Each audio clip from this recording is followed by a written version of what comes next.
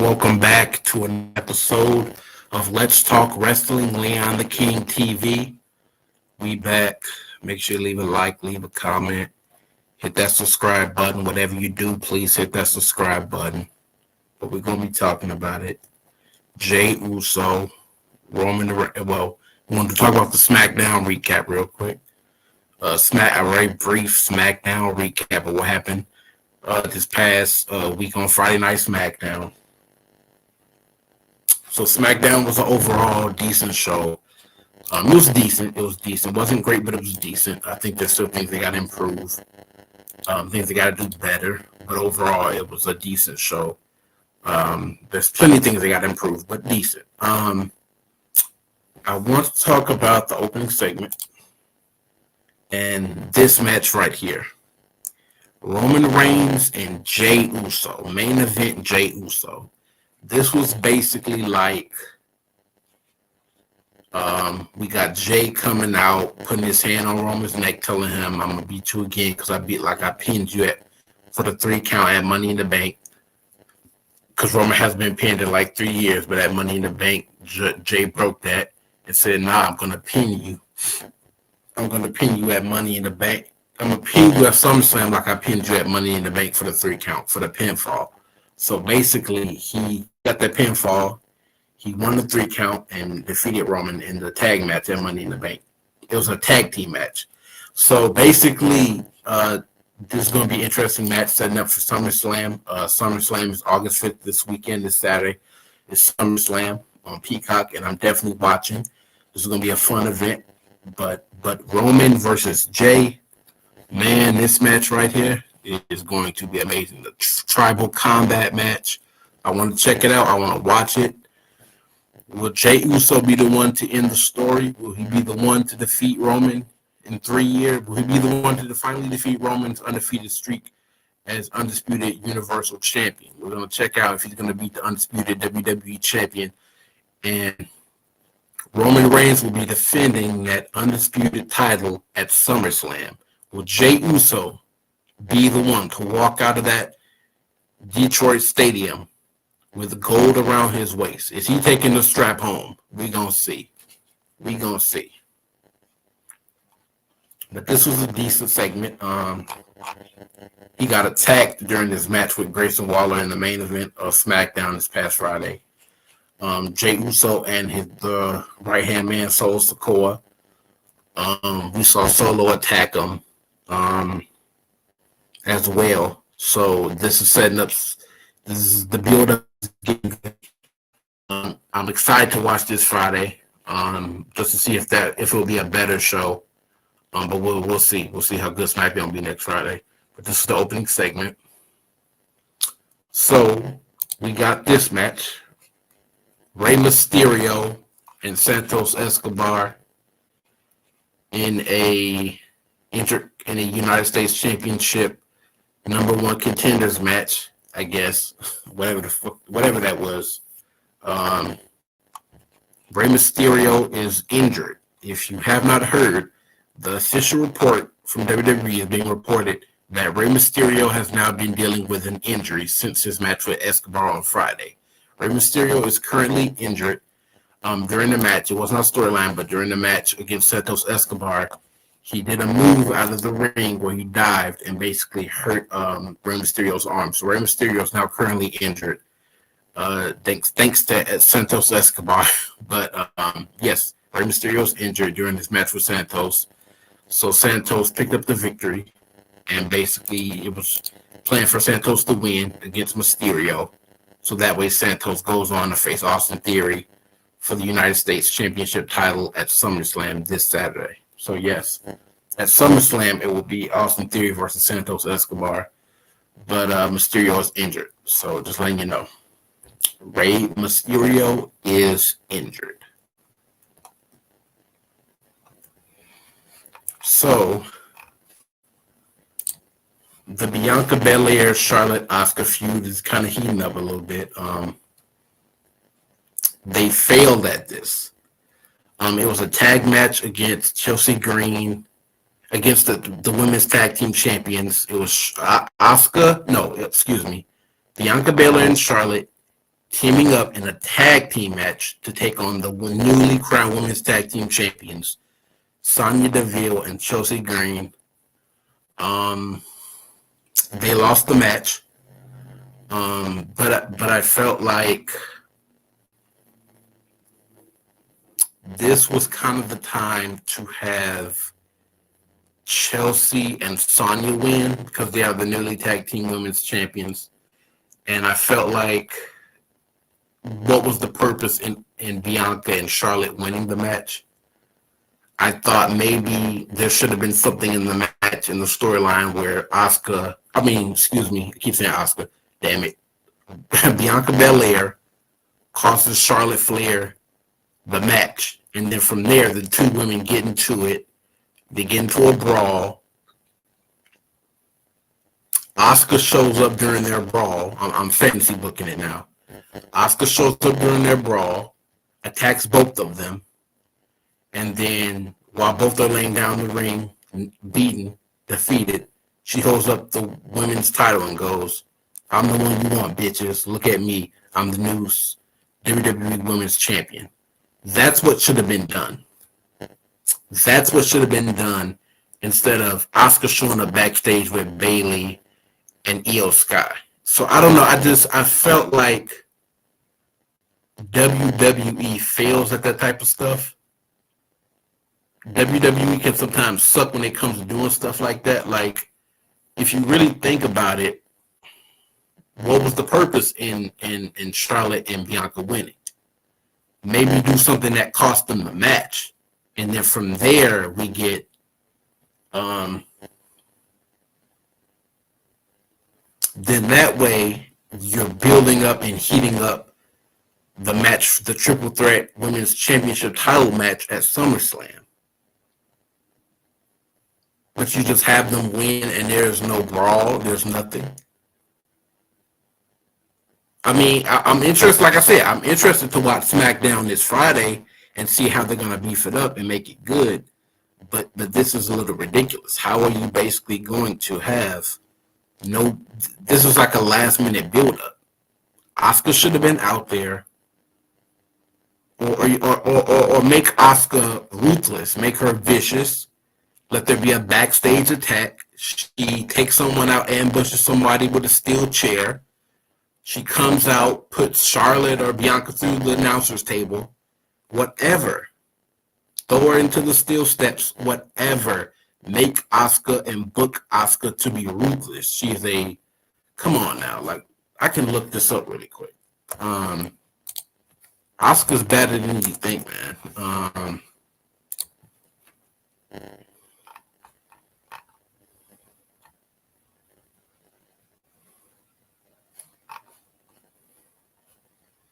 She's wrestled with Pro Wrestling Wave, the Japanese Independent Circuit, a promotion called Smash, American Independent Circuit, Wrestling New Classic, WNC, Arena Joshi promotion, WWE, the former NXT Women's Champion from 2015 and 2017, former SmackDown Women's Champion. I mean, come on. You got to give Asuka something. A Grand Slam champion?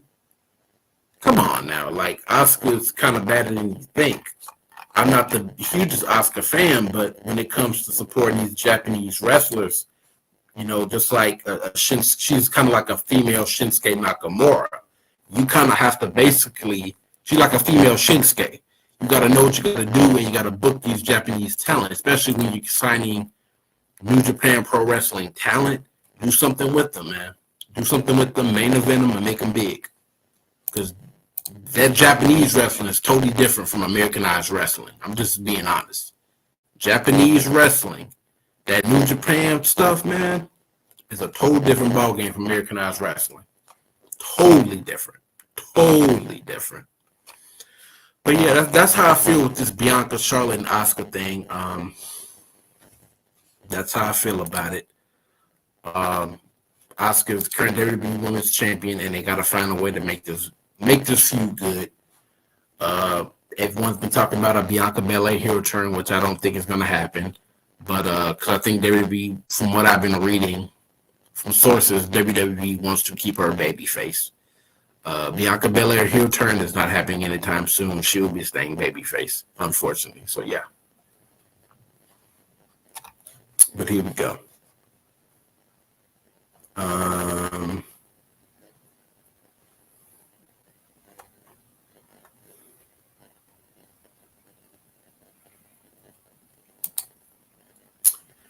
Karrion Kross versus Carl Anderson in the singles match. Karrion Kross finally picked up his first victory in a long time.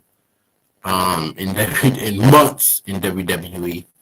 You know how I feel with Karrion Kross. I'm a big, huge Karrion Kross fan, the former NXT champion. I'm happy that Triple H brought Karrion Kross and Scarlett back to WWE since their return last year on SmackDown. His surprising, vicious return on SmackDown last year. But I just kind of feel like Karrion Kross and Scarlett, I'm happy they're back. They dominated NXT. But I just feel like there's got to be. I did feel like there was no direction with him. They are trying to beef up this AJ Styles, this supposedly feud with him and AJ Styles. Karrion picked up the victory against Carl Anderson. He attacked Anderson after the match, but AJ Styles and Mia Yim ran to the ring, and that was that. But Karrion left, and then Anderson was left in the ring hurt and helped by AJ Styles. This match was decent, not a banger match. The one thing I'll say is this, just really quick, the WWE and AEW comparisons are ridiculous. AEW kind of does a better job, and I'll admit, valuing their matches, booking their matches and valuing the sport and the narrative of their matches are way better than WWE. The reason are at least better than WWE on their weekly shows. AEW treats their weekly shows like Dynamite, Rampage, and Collision. They basically treat that like it's a pay-per-view. There's more title defenses. There's more major matches that happen on the weekly shows. And I think WWE needs to do that. They have to value having their don't let your major matches just be pay-per-views only in premium live events. Don't let the pay-per-views be the only big matches. Raw can have big matches. NXT can have huge matches. Friday Night SmackDown can have huge matches. SmackDown, Raw, NXT, they all can have great matches. But I just don't feel, they're valuing their weekly show matches and how they book them. But I will say this match was decent. I'm happy that Cross got the victory. Maybe what WWE should do is basically, and I mean they should do this, have him win almost every week. Wherever he's booked, if we see him more and getting booked, have Cross win every match to put him into a title storyline, a main event storyline, whether it be the United States Championship, the Undisputed title, whatever it is, put him in, a title storyline and let this be his segue into that by being on a huge undefeated streak because Cross needs it. What they did with him and McIntyre sucked at Crown Jewel. So they got to find a way to. He lasted like 3 seconds in the Royal Rumble, which was very disappointing because technically that's the guy who probably should have won the match because of his big return at SmackDown last year. So they booked Karrion Kross wrong. They booked him wrong like they booked Hit Row wrong. But yeah, that's what happened with that. But yeah, it's time for Karrion Kross to be on a winning streak. They gotta do something with him. I'm a big fan of Karrion and Scarlett, but they gotta do something with them to get them over because I am a big fan of him. I think he's the real deal. He's the truth. He the fucking truth. But here we go. Okay.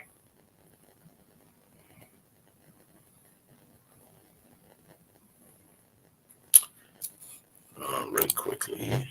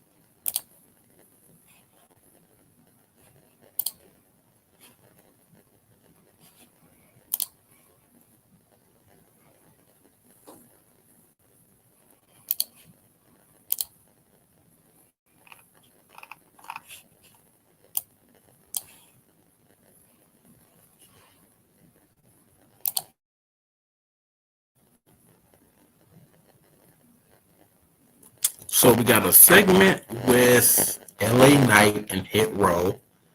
LA Knight comes out, attacks, faces off Ashante Adonis in a singles match, defeats Ashante Adonis by by pin count, by pinfall, and lost the match to LA Knight. LA Knight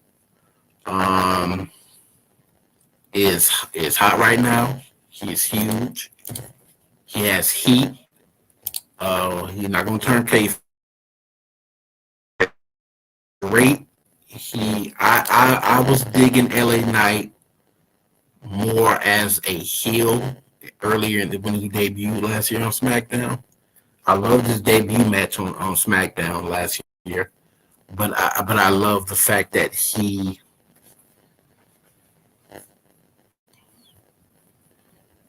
I can respect the fact that he was a heel, but now that they're kind of making him a face, I think I'm kind of like, okay, I can roll with him being a face. I can roll with him being a face. He's somewhat of a good guy, but I can roll with him being a face instead of a heel right now.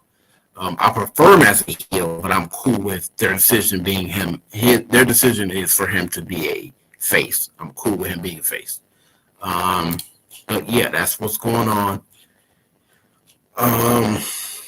But with LA Knight is big.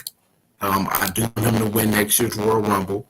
I would love to see a title around his waist. I'd love to see him hold the strap, maybe the Undisputed Championship title. I think it'll be perfect for him. However, for Hit Row, WWE dropped the ball on him. I feel there's got to be a direction for Hit Row. I think when they lost Isaiah Swerve Scott, when they lost Swerve, that's when shit was fucked up. Because when they lost Swerve, when these three lost Swerve, I thought Hit Row was not the same.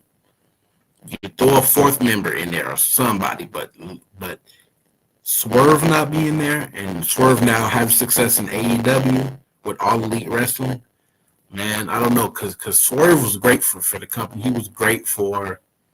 He's a good wrestler. He's a good in-ring competitor, but he was great for their faction. And I think that him not being there makes their faction feel a little empty. It just does. They don't come out rapping anymore. They don't do the freestyle shit. They just come out and get attacked, and their promos get interrupted. They'll say like 2 words in 2 seconds, and their promo gets interrupted by LA Knight. He either attacks them or they lose in a singles match against them. And it's just, do something with this faction. Do something with, I have a crush on B-Fab. B-Fab is fab. Do something with her. You know, she could be like another Bianca Belair, or she could be a tag partner for Bianca Belair. I think that would be a good match. She would be interested if they do something with her a little more often. But I don't know. The Hit Row is not the same, and the match was kind of like bland. It was it felt like a 3-second match. LA Knight, their Hit Row is jobbers. Hit Row have become jobbers. They job to LA Knight every week on SmackDown, and I think there's no direction for Hit Row right now. I think if they can give them more promo time, give them a little victory in their matches, they keep them heel, but I think if you do more with them or something with them, add a fourth member from NXT to come on the roster, I don't know, something. But I just felt without Swerve, Hit Row had no direction. So I don't know. I feel like it's kind of failing. But right now, I feel like as jobbers, they're being booked as jobbers, and I feel like, this is my honest opinion, because I support my black people. But I felt like right now they're kind of being used as just getting talent over on the roster. They're just getting talent over. So that they're getting in-ring competitors over. And that's all they're doing. That's all they're doing. But yeah. So then there's been this storyline with both members of Dakota Kai's on injury right now, but both members of Damage Control, Bailey and Io, the Money in the Bank women, whatever, Io Sky, are both being stalked by Shotzi Blackheart. That's the storyline going on right now. They're being stalked by Shotzi. Shotzi, basically, Bailey was backstage. Asuka shows up, saying nothing with her title, walks away, and then we see Io and Bailey finding something in the locker room, the women's locker room. She finds something in her backpack, which is basically like some evil letter with a piece of Shotzi's hair, because a few weeks ago, Bailey had, and the members of Damage Control, I guess, cut Shotzi Blackheart's head. So now they did a week after that, Shotzi did this creepy promo on the Titantron where she was seen cutting her, a video package of her shaving her head, laughing very evilly or whatever. And I guess this is teasing some new storyline. In the storyline, they're teasing some new gimmick with Shotzi Blackheart. She's going to come out with a new look. She's going to come back with a shaved head. Am I interested to see what they're going to do with this? We'll see. Shotzi is twisted, and I want to see what they're going to do in this feud. But Shotzi Blackheart, I'm actually a Shotzi fan, a big fan of Shotzi. I want to see what they're going to do with Shotzi Blackheart. She's a badass in-ring competitor. If you probably watched some of her matches, even her matches with Raquel Gonzalez on SmackDown, it was pretty awesome. But yeah, man, she has a let me look at this.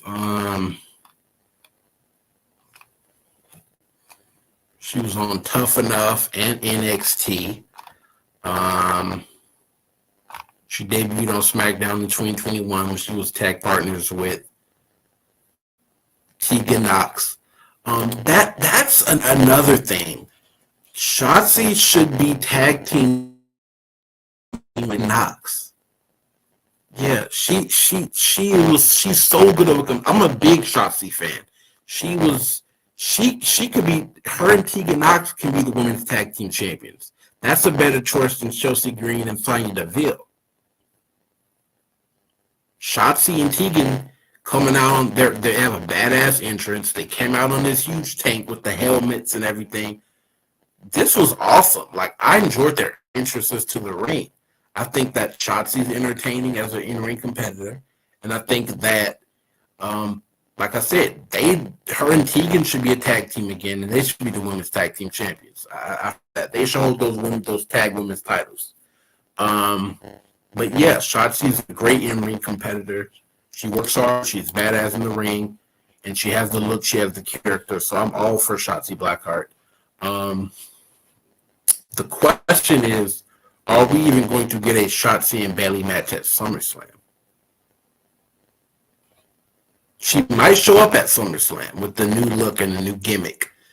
But I want to see what they're going to do on SmackDown this Friday. But last Friday, we did not see Shotzi on SmackDown, but we did get the segment backstage with her and Bayley and Io Sky putting the letter in Bayley's backpack, the mysterious evil letter, cryptic letter in Bayley's backpack. So we saw that. So we're going to see what that shit's about. We're going to check out and see what it's about. But yeah, I want to watch it. I want to see SmackDown this Friday because, like I said, I'm a big Shotzi fan, and I want to see what they're going to do with her with this new storyline.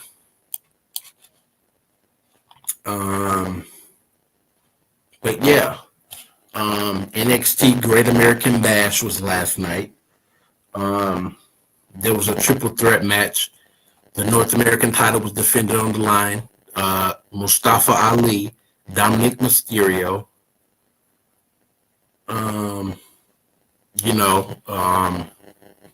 The title was defended, and Wesley.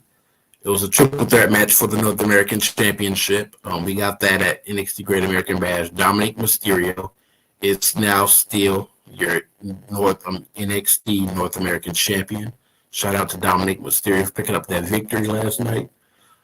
We had Carmelo Hayes defending the title on the line. We had Baron Corbin on the match card.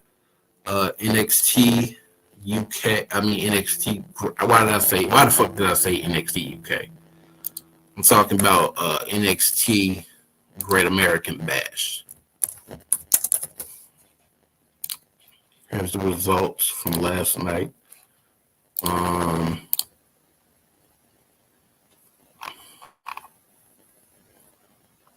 Tony D'Angelo and Stacks defeat Gallus to become the new NXT Tag Team Champions. Roxanne Perez defeated Blake Davenport. Baron Corbin versus Gable Stevenson ended in a double countout. So that's interesting, but I did want my man Baron Corbin to pick up that victory because I love how they're repackaging him, and I love that they're taking him seriously and they're making him the Baron Corbin that we know. The Lone Wolf is back. The Lone Wolf, Baron Corbin, is back. Yeah, that's what I like. Dominic Mysterio defeated Mustafa Ali and Wesley in a triple threat match to retain the NXT North American title. Tiffany Stratton defeated Thea Hall to retain the NXT Women's title. Carmelo Hayes defeated Ilja Dragovic to retain the NXT Championship. So that's what's up. My man Carmelo Hayes. Shout out to all my black wrestlers out there. Shout out to all the black wrestlers. To my black wrestlers, Carmelo Hayes is still your NXT champion. So, for the last segment of the show, I want to talk about this. Is WWE utilizing, well, I'll say this. Are supernatural gimmicks still good in wrestling today? That's any promotion, whether it be WWE, whether it be All Elite Wrestling, AEW, whether it be MLW, Major League Wrestling, whether it be TNA, Impact Wrestling, whatever. New Japan Pro Wrestling, whatever. Are supernatural gimmicks good in wrestling? AEW really has no supernatural gimmicks. I mean, you would consider House of Black, their faction, to be somewhat supernatural. I don't think they're that supernatural though, but I mean, that's because AEW has no storylines. So what do you do with supernatural gimmicks and characters on AEW programming that has no storylines? So that's another interesting topic to talk about at another time. But yeah, that's kind of how I feel about that. I feel like